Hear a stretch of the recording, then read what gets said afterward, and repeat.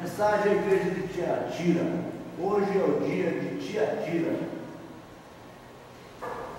Nessa caminhada através das 7 igrejas do Apocalipse. Eu quero começar esse raciocínio a respeito de Tiatira de trás para frente. Eu quero começar da repreensão. Eu quero começar do juízo. Porque em todos os livros, em todas as cartas dirigidas às 7 igrejas, tem o mesmo script. Sempre começa com a apresentação. Jesus se apresenta de acordo com a necessidade daquela igreja, de acordo com o assunto que ele quer desenvolver para aquela igreja. Depois ele faz uma avaliação, e nessa avaliação sempre tem elogio e repreensão, certo? Depois ele faz uma recomendação e depois ele desce a lenha, ele vem com juízo. Sempre assim, ele segue sempre esse script. Ele se apresenta, ele avalia, ele elogia, ele repreende, ele recomenda e ele julga, certo? E eu quero começar a falar sobre a igreja de Tiatira de trás para frente, do juízo.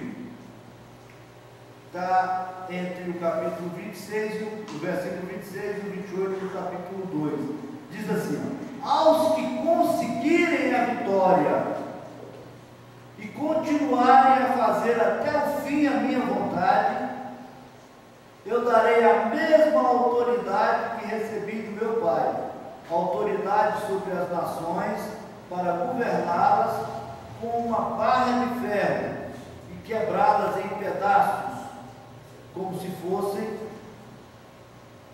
potes de barro. Eu lhes darei a estrela da manhã. Aos que conseguirem a vitória e continuarem até o fim. Não é só aceitar Jesus e ser batizado. Não é só participar de uma igreja como membro. Não é só você bater ali um cartão, você marcar sua presença. Não. Você tem que conseguir a vitória. É sempre assim. Jesus, ele promete salvação dentro da igreja, em meio à igreja. Sempre há um pequeno grupo de pessoas que venham conseguir a vitória. Isso aqui é muito importante. E fazer até o fim a vontade dele. Fazer até o fim a vontade dele. Tem que conseguir a vitória. Depois que você participa da igreja, depois que você passa a fazer parte da igreja, existe um grupo dentro da igreja que não vai conseguir ir até o fim. Existe um grupo dentro da igreja que não vai conseguir alcançar a vitória, uma posição agradável a Deus e aprovada por Deus. Quem está dizendo isso não sou eu. Jesus podia ter dito depois que vocês conseguirem a vitória, mas ele não disse depois que vocês conseguirem a vitória. Ele disse aos que conseguirem a vitória. Significa que existem alguns que não irão conseguir a vitória. Somente aqueles que lutarem até o fim é que irão receber o prêmio. Não é automático. Não é automático. Não é uma coisa já conquistada. Apesar de tudo que se diz, apesar de terem me criticado quando eu fiz aquela descrição das conveniências doutrinárias, como por exemplo o purgatório, porque quem acredita no purgatório não acredita nisso aqui. Porque quem acredita no purgatório não precisa de vencer nada. Porque se ele não vencer, ele vai para o purgatório e sai de lá preparado. É totalmente confrontante com essa situação de vitória, de ter que conquistar a vitória. quem vai para o purgatório, quem acredita no purgatório, é só ir lá na quermesse, comprar um eleitor no leilão e mostrar a cara para o padre e fazer o que vier para ser feito. E se não for aprovado por Deus, vai para o purgatório e depois purga lá e depois volta lá para o céu. Não tem nada com o negócio de vitória, de ser fiel até a morte, de ir até o fim. Os predestinados são pior ainda, porque não precisa nem de ir para o purgatório, já nasce salvo. Não tem que vencer. Então essa palavra de Jesus aqui, ela não pertence aos predestinados. Porque quem é predestinado não tem que vencer nada. Se ele vencer bem, se ele não vencer, vai para o céu do mesmo jeito. Aqueles que acreditam na salvação pelo batismo, é a mesma coisa. Porque se batizou, está salvo, não tem que vencer mais nada, já está salvo. Para que vai escutar essa repreensão aqui do Apocalipse? E os que acreditam no Evangelho da Graça, desse tempo agora, é mais fácil ainda, porque não precisa de purgatório, não precisa de predestinação, não precisa de batismo. Só falar eu creio e acabou. Ninguém mais tira o direito da salvação. Essa repreensão de Jesus aqui não tem sentido nenhum para essas pessoas que pensam dessa forma. Jesus falou besteira aqui, porque o homem que pensa dentro dessa linha de raciocínio, eles não precisam de vencer nada, porque Jesus já venceu tudo para eles. Isso cria uma expectativa errada, equivocada. A pessoa, quando deixa de lutar por alguma coisa, ela se torna acomodada. E é esse comodismo que cria a coisa mais nojenta para Jesus. Você sabe qual é a coisa mais nojenta para Jesus? É a igreja de Laodiceia. É o cristão que não é quente e nem frio. O que é que ele fala? Vou te vomitar da minha boca, você não serve para mim. Jesus fala para aquele que não é quente, não é frio, aquele que não assume posição, aquele que não faz a diferença, aquele que é como as virgens que não tem óleo, aquele que na parábola dos talentos é o que guarda, o que esconde o talento, aquele que é agente secreto, não é testemunha, aquele que não se mistura com a igreja, que não fortalece a igreja, aquele que só critica, aquele que chega e só vê o que está errado, aquele que não fortalece ninguém. Não pense que Jesus não está vendo esse negócio, porque ele tanto está vendo como ele expressou o seu sentimento. Tem nojo, porque você vomita quando você está passando mal ou quando você está enojado. É ou não é? Por isso eu quero começar de trás para frente essa leitura nessa noite, para dizer que é imperativo, é sine qua non, é indispensável nós termos em mente que nós precisamos de vencer e de ir até o fim. Para Jesus isso é imperativo.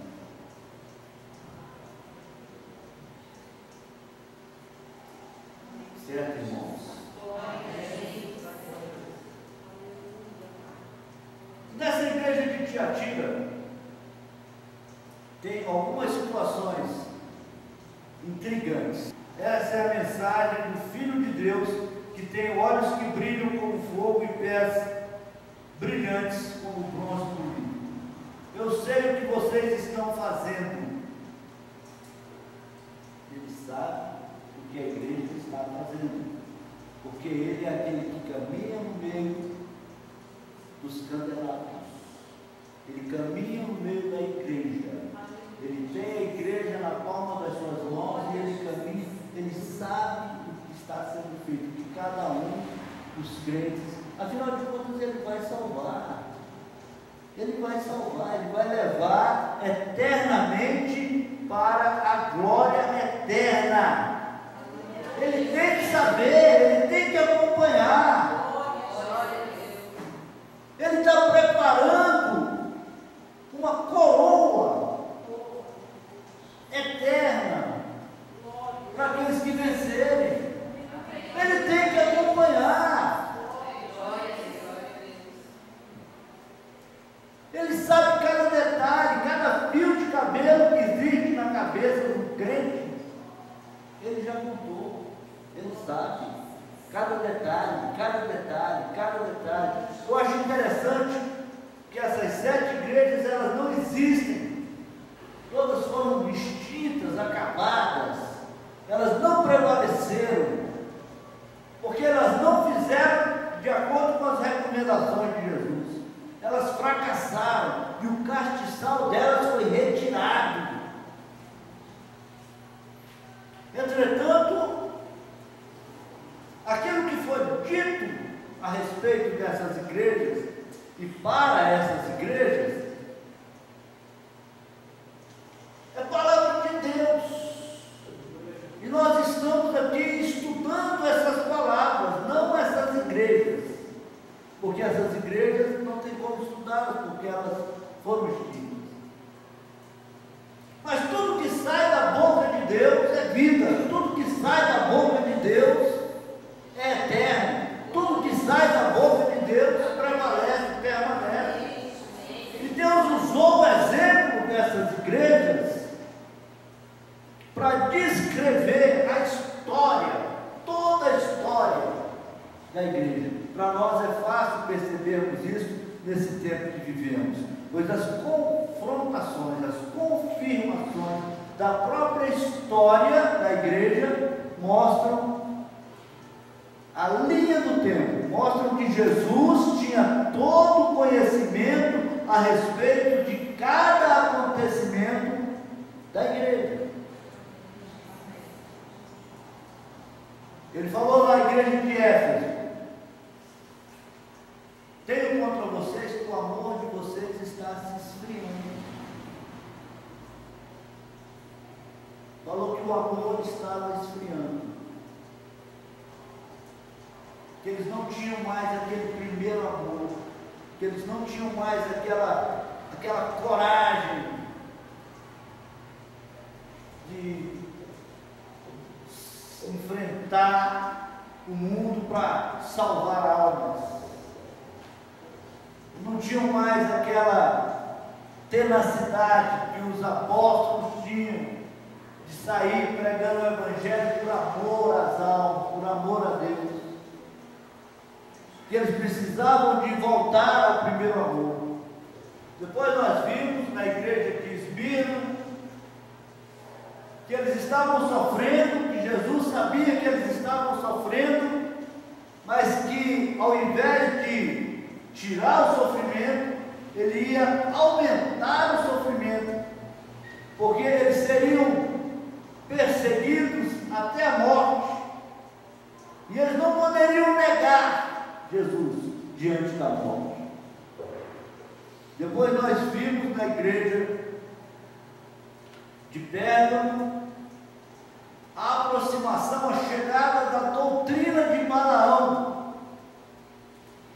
que a gente pode trazendo para uma linguagem mais dentro da nossa realidade.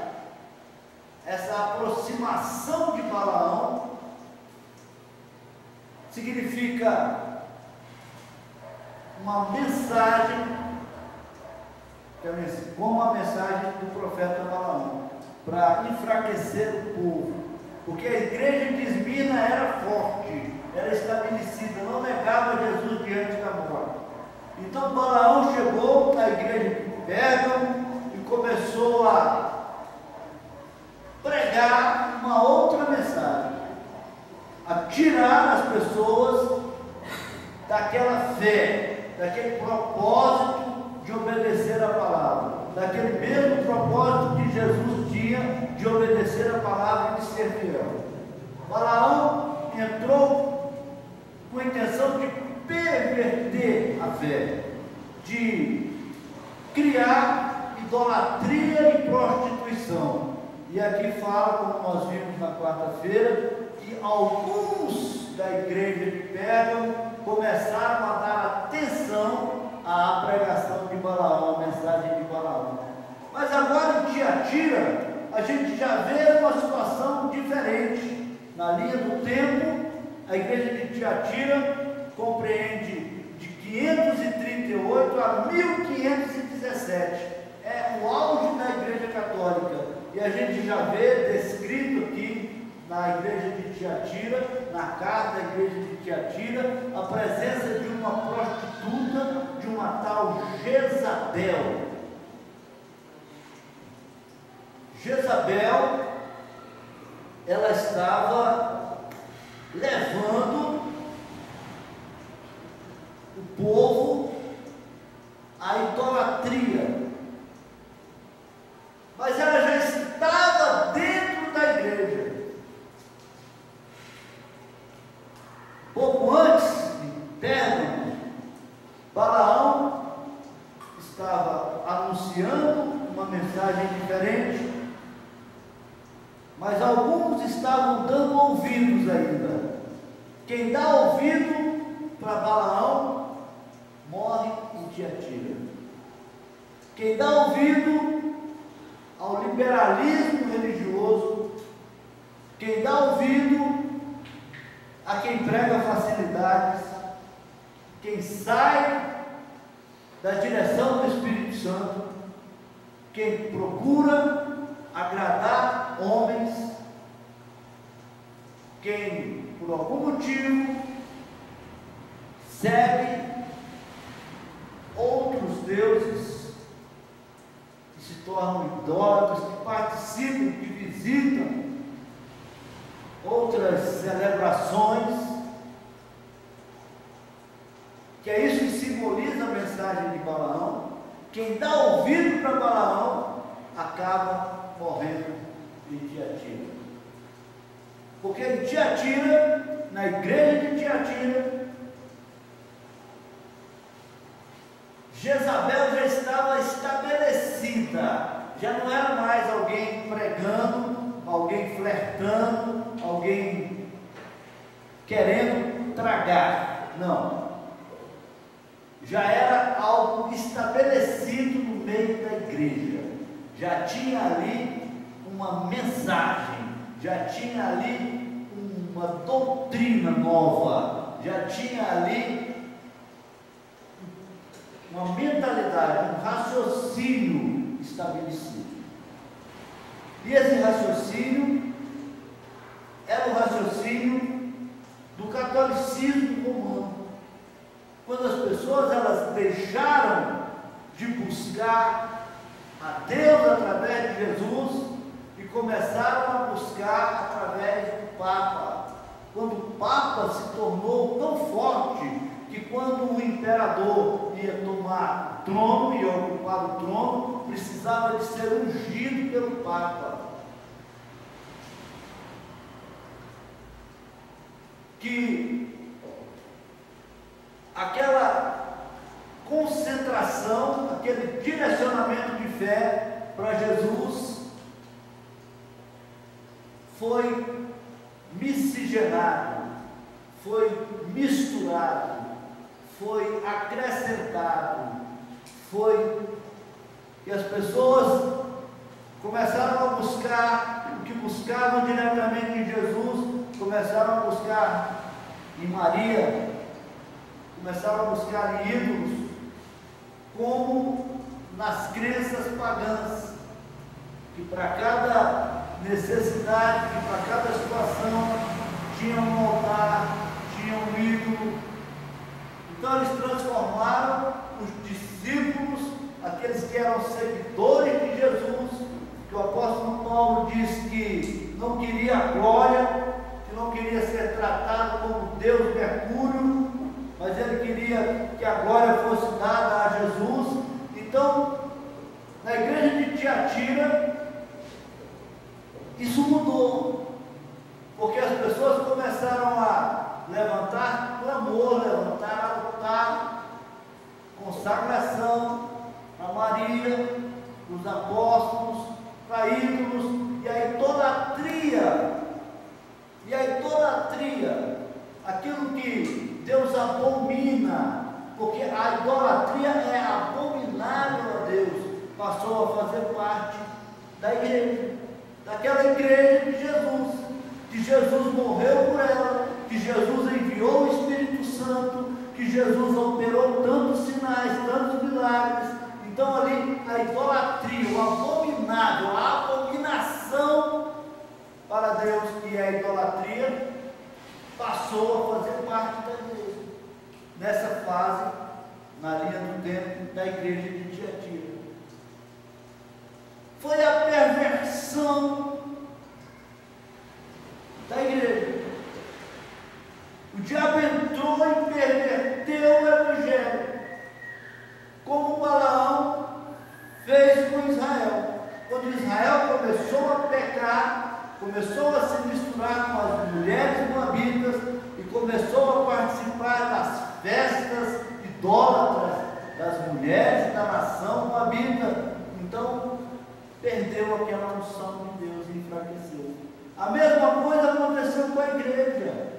Quando a idolatria entrou no meio da igreja, através dessa Jezabel, dessa figura metafórica, que na verdade é o costume pagão da igreja romana, então o cristianismo enfraqueceu, a igreja enfraqueceu, os sinais desapareceram.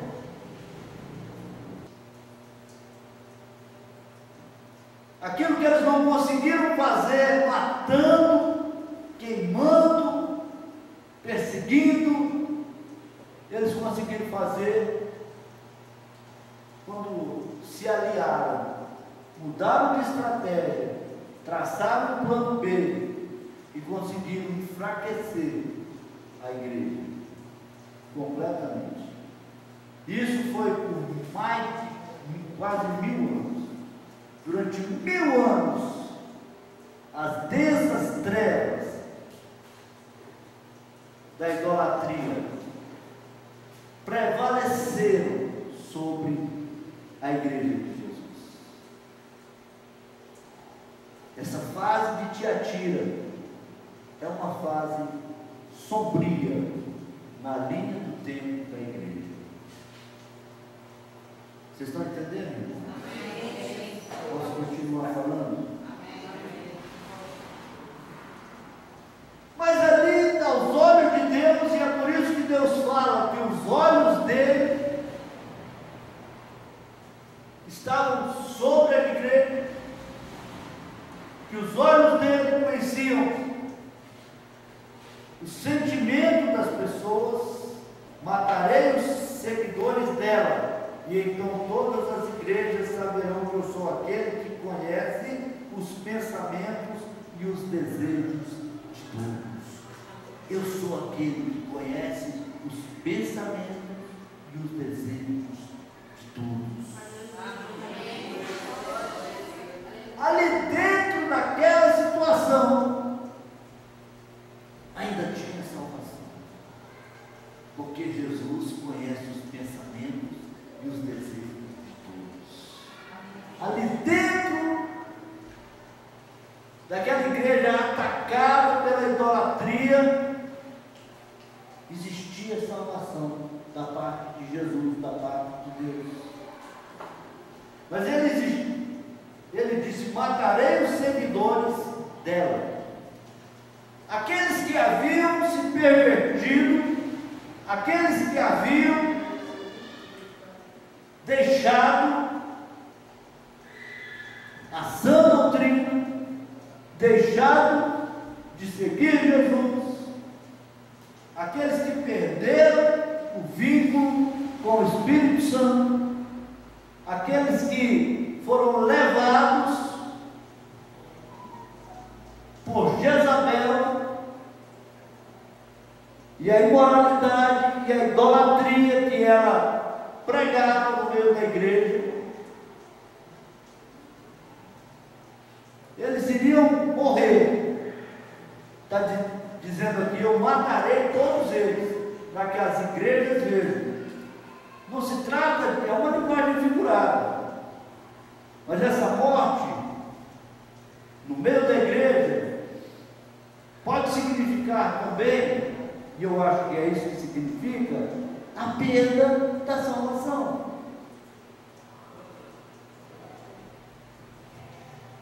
Porém, Tiatira, o resto de vocês não seguiu esse mau ensinamento. Vocês não aprenderam o que alguns chamam de os segredos profundos de Satanás. Afirmo que não porei mais nenhuma carga sobre vocês. Jesus está dizendo: olha, eu vou fazer o possível para aproveitar o esforço da maioria de vocês. Eu vou fazer o possível para considerar o esforço daqueles que resistem a Jezabel, daqueles que resistem ao paganismo, daqueles que resistem à idolatria, daqueles que buscam a verdade.